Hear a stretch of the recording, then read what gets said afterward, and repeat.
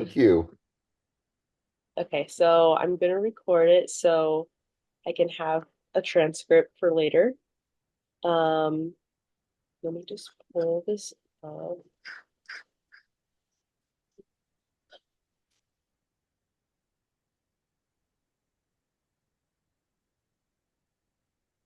Okay, so um, thank you for joining me in this interview. This interview is for my technology literacy class, and our project is to research a global problem that we are passionate about. The one I chose was the rising in the cost of living. And then I'm digging deeper on how it can affect young adults or college students who are just stepping into taking care of their like own finances. I thought you would be like the perfect candidate for my research because you have a lot of background in this, and you're one of my professors. So I was just looking for your expertise and advice on this. It should take about maybe less than just 10 minutes. I'm going to start asking um, about a few questions. Okay. Um,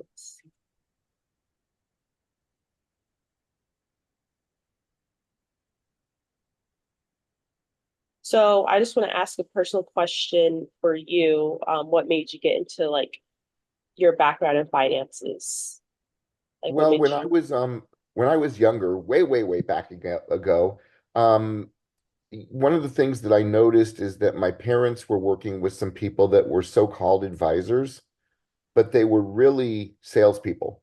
And so they got taken advantage of. So they would make money and then they'd put it in investments that would lose money. But the people that sold it to them were driving nice cars, they had great suits and whatnot. And it's like, huh.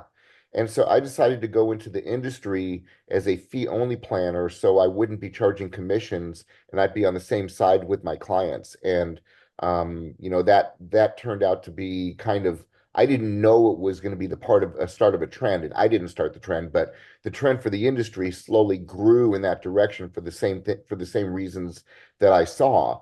And as I worked with clients, it just increased my passion for the industry in general in terms of people needed all sorts of help, and people work hard. They earn money. They don't necessarily have the time or the expertise to do the right things with it. And, so either they can invest a lot of their time, which means they can't be doing other things, or if they can go to somebody that they can trust to help them with their finances, then they can go live the lives they want to live. They worked hard, they deserve it. And, I can give them the guidance that improves their quality of life. So that was really kind of a calling for me. And when I sold my business, I was teaching math at Arcadia High School here in Phoenix. And I inherited the personal finance class and they let me revise it. And it led me here because what ended up happening is that everybody said that this should really be a required class.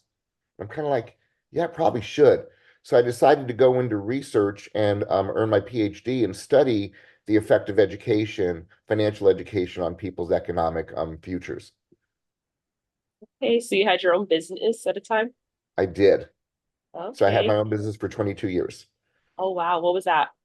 It was called Ives Asset Management. It was a financial planning firm here in Phoenix, Arizona. And I sold that off in 2009. Oh, okay, that's nice. Yeah, thank Um, you.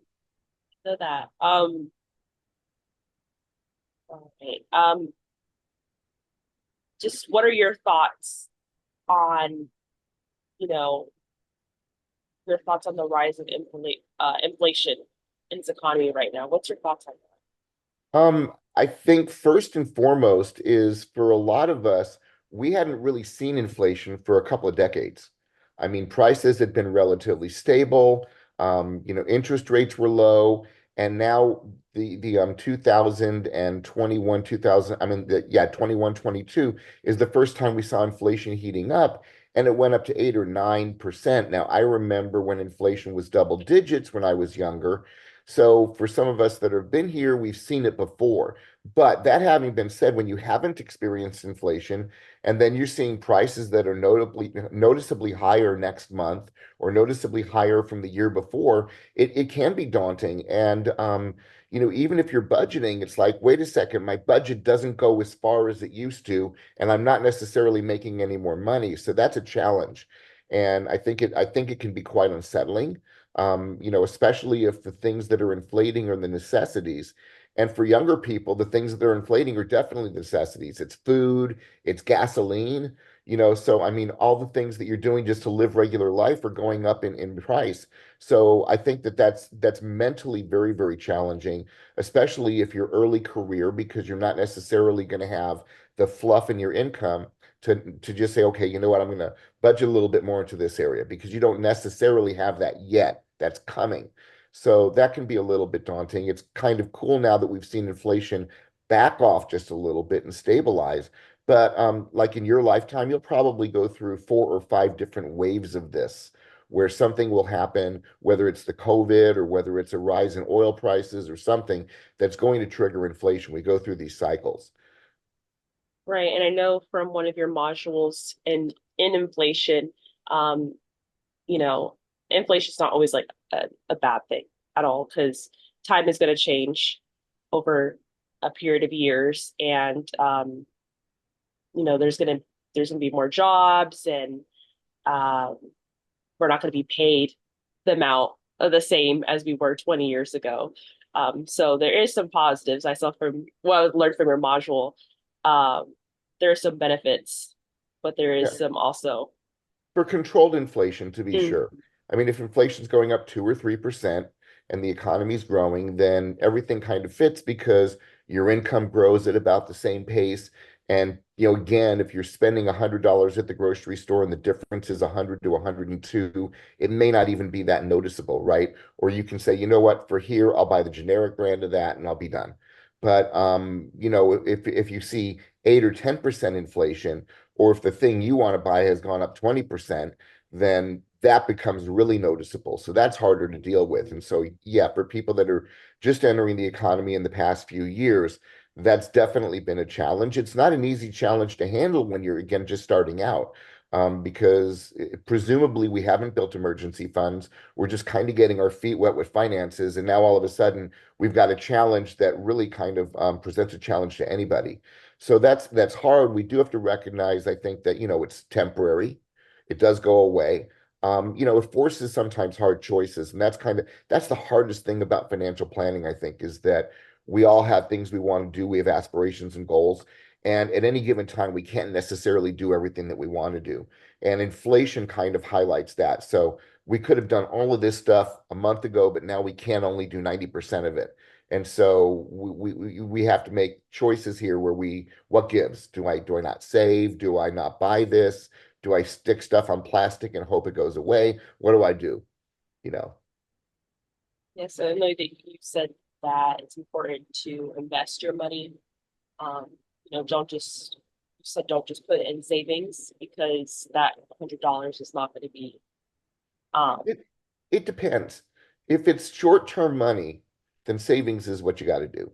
So, like if I was building an emergency fund, even with inflation, I'm still going to put it in a savings account right. because if I have an emergency tomorrow and the stock market's down 10% like it was the other day, I can't afford to have 90% of my emergency money available. I need to have all of it.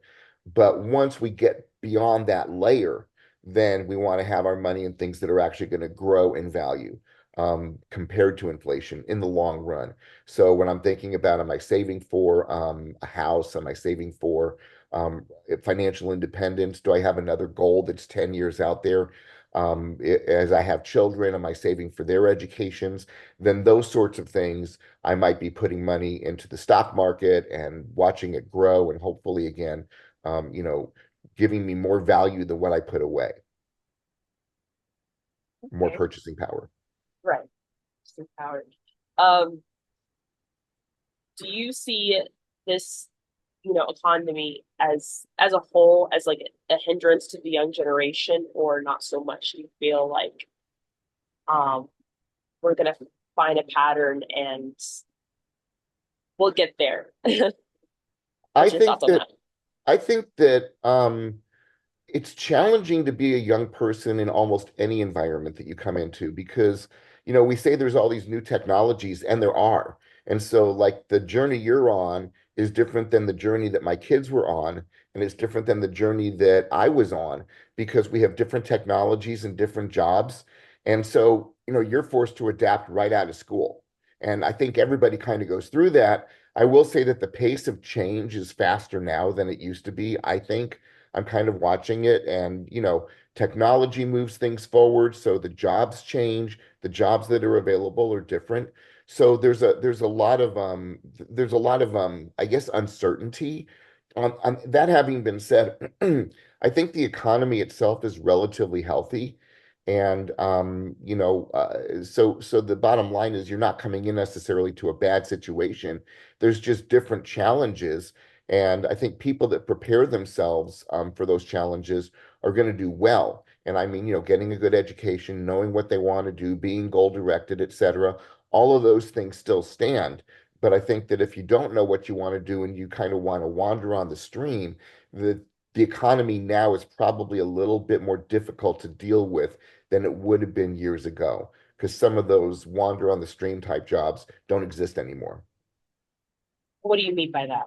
The, So if I want to go in and just say, I want to job hop a little bit, I want to go from here to um, there, and I don't really want to necessarily build a career. I want to kind of go from one thing to another. That's not necessarily going to float. Minimum wage is not a living wage, in today's environment, and never has been. So if you're going to minimum wage job to minimum wage job, I think that it was interesting because when gig work first came out, a lot of people made a lot of money doing that.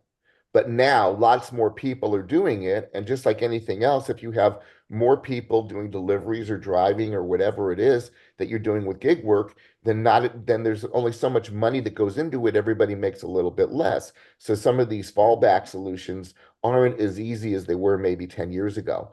And so I think that, there's probably a bigger responsibility on your generation to really come in and apply yourselves at an earlier time than I think maybe my generation was held responsible for. yeah. That is very popular now is to just within social media too, I see is job hopping. I was working at this job only for 6 months, but I didn't like it, and I worked at this job. It is very popular um within my generation. Um, but as you said, you wouldn't really recommend doing that. That's more of a hindrance. Right. You're not gonna make the progress. You're gonna have a resume that shows that you have, 6 jobs in 2 years. So they're gonna wonder why you're moving around when you decide I don't want to be hopping around anymore. And you're always going to be entry level. And entry level is, minimum wage-ish. And depending on where you are, I mean, in Arizona, we at least have a minimum wage around $14. But federal minimum wage, which a lot of states subscribe to, is still $7.25. So, you're asking to make it on 15 grand a year. And I'm a financial advisor at heart, and I don't see reasonable ways to do that and build any kind of financial reserve. I mean, you are definitely just barely making ends meet, if that, at $7 an hour. So, it does. You have to progress. You cannot stay at that level. That kind of goes me right along to the next section is what advice would you give, young adults or like college students dealing with finances? Dealing with finances. Yeah, dealing with their finances, and when we were just talking about like how the economy is right now, and let's say they have a part-time job, and they're probably working minimum wage as they're in school. So, what advice do you give to them? I would say if you've got the ability to do so, to put some money away, so as you come out of college, that you've got a cushion, that you've got enough money for deposits on apartments or a new vehicle if you need one or whatever it is. So if you're working part-time, take some of that money. And again, it depends on everybody's circumstances, right? I mean, if that part-time job is providing food, then you've got to do what you've got to do to live. And that's also sometimes a challenge in colleges. Is there any extra money? But the other thing to do is really to make sure that what you're doing in college, that you're taking some things that do translate to the workforce. Whether it's going to be by working and interning and doing some things that are going to help you in your next job, or whether you're taking your major, make sure that you're doing things that kind of align with what it is you want to do.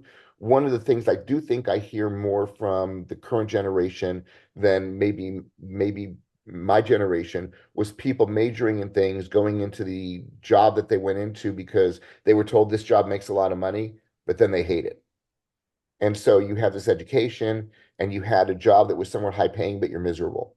So that's not really a great way to live either. So you want to make sure that you kind of align your passion with something that you can do to make money in the future and look at it more holistically than just, well, this major, they average $90,000. Well, that's great. But if you're not going to actually stay in that as a career, then it really doesn't matter what it averages. And then what can you do next? So you want to make sure that you've got yourself in a position where you can see yourself clear to being in a career and to growing that career. And really, that's where, we talked about the difference between job hopping. Well, if you can stay with a job, you progress up, the corporate ladder, if you will, or you get promoted within your company or you move to another company, but at a higher job, and your wages go up faster than inflation. And that's where, again, we are in a position to start building wealth. Yeah. Um, that really answers my question.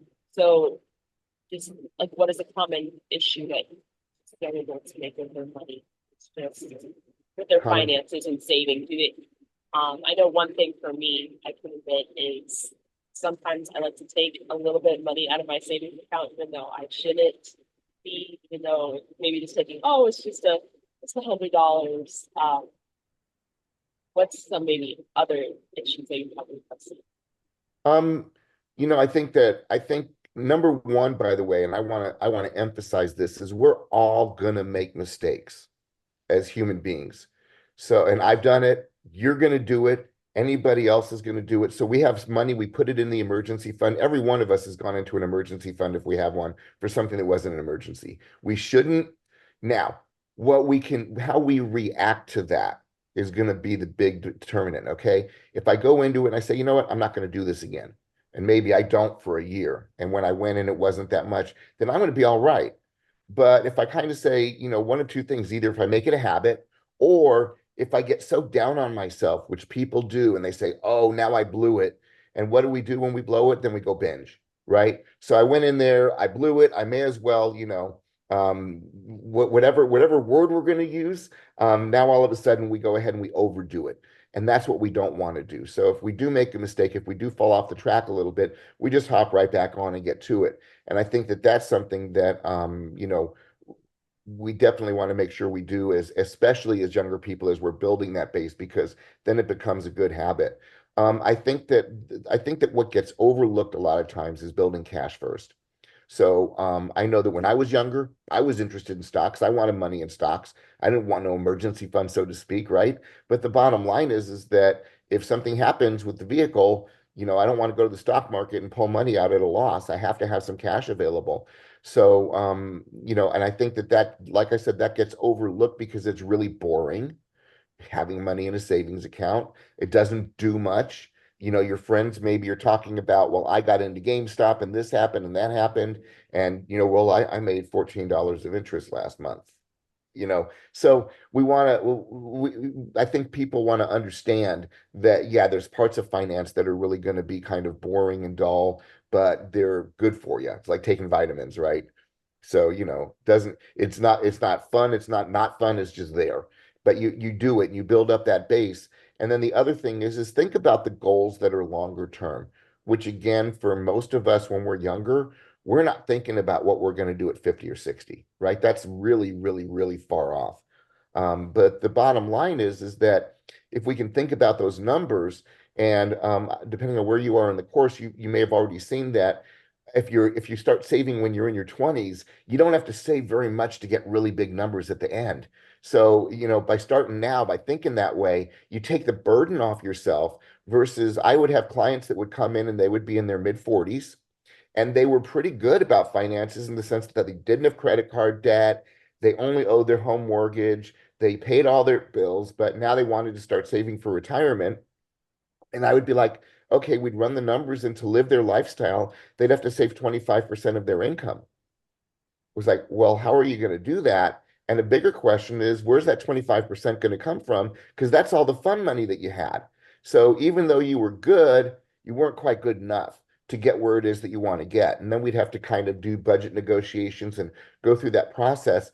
The cool thing about being younger is if you think about that stuff when you're in your 20s, you don't have to go through that in your 40s or in your 50s, or you don't have to work when you're 70 to earn some part-time income to make up for what you didn't do. So time is that big asset. Recognize the value of time, use it to your advantage. You have an advantage over people my age, because people my age, if you haven't started saving now, you're working forever.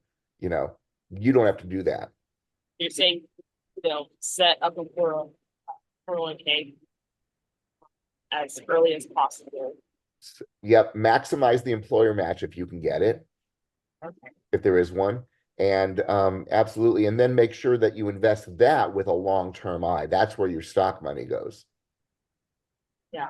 So I would say that's probably also important. I know another thing too is, for personally, like having a car payment. Do you recommend doing that, or don't people, or do you just recommend staying simple at first and not really having a high car payment, or how do you budget? That's a great question. And I think that the key word was high. We need a vehicle. And, very few people are going to come out of school and buy a vehicle for cash. And if you can, good for you. That's awesome. You're ahead of the game. But most of us don't have that resource. So we're going to have to finance it. So we want to finance smart. We want to get a vehicle that's going to be durable. We don't necessarily have to have the fanciest vehicle on the road, but we want to get something that's durable. Um, you know, I mean, people will talk about buying a 1-year-old car to save some money, and that's cool. But whatever you get warranties so you don't have a bunch of unexpected expenses, and get something with a car payment that you can handle. Don't get something that's going to stretch your budget so that you don't have the ability to do other things. But yeah, you're probably going to get a car payment. And then, you can start over time saying, I'm going to set aside money. Maybe my car loan ends in 5 years. Keep the car more than 5 years, and then set aside your car payment for the next car. And eventually you're buying cars for cash.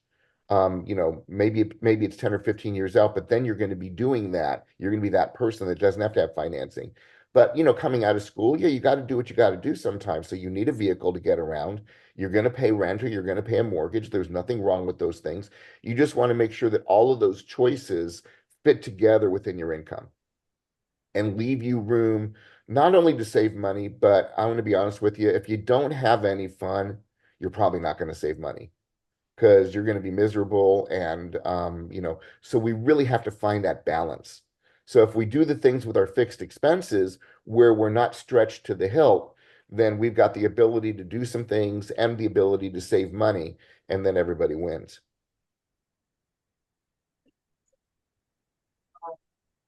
So I just kind of puts it up and say, really just budget balance, um, when you're, you know, having that part-time job. If you're still in school, you want to make sure that you're still kind of having saving a little bit of money on the side, and also too when you want to go into something for school that is going to still make you some money, but something that maybe you're not sure about. Right. Okay. Absolutely. Because Anything else you'd like to that's add? something that you can stick with and grow. Any other steps that you would say are important? With student loans, which a lot of us have, I would say that as you're exiting college, or as you're getting ready to exit school, you want to look at the income-driven repayment plans and see how all of those things can fit into your budget as well. Because student loan payments themselves, the standard payment is a 10-year payoff. And by mid-career, most people can handle that pretty well. Early career, maybe not so easily. It depends on the balance. but income-driven repayment limits your payments to 10% of your income. So you don't have to have a student loan payment that knocks you out right away, but you've got to explore it and ask for it. And it's not going to hurt your credit to go income driven or anything like that. It's not like you're not paying as agreed. So you can manage the student loan payments, and then as income increases, A, your payment will go up anyway, but B, is you can start putting more money towards it. You don't want to be in debt forever. But the bottom line is you don't have to graduate and necessarily have this really big onerous payment that's going to eat up all your money before you even wake up in the morning. Yes, thank you. I was also but you already answered it, so that's perfect. Thank you so much. That should be the end of the questions. I appreciate your input so much. My Um, pleasure. yes. If I have any other questions, it's okay if I email you, but I think that should be it. Excellent. But thank you so much. All right. Well, you're welcome. All right. Right. Well, take Hopefully I care. see you somewhere in Arizona. Pardon me? I Are said you in hopefully, Phoenix? yeah, I'm in Glendale, Arizona. Glendale? All right. Yes, so maybe I'll see you at some time. Past my. All All right. right. Take care. Bye. Bye now.